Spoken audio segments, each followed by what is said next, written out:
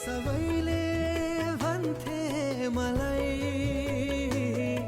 तिमी टाढा भएछौ, विकल्प नै अर्को कहाँ मेरो, कसरी म टाढा भएछु,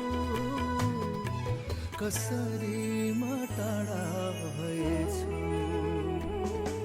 मझारीको पानी भएर न प्यास मेटाउन सक्छु, म त केवल आवाज हुँ, शब्द कोरी पोखाउन सक्छु। म आकाशको तारा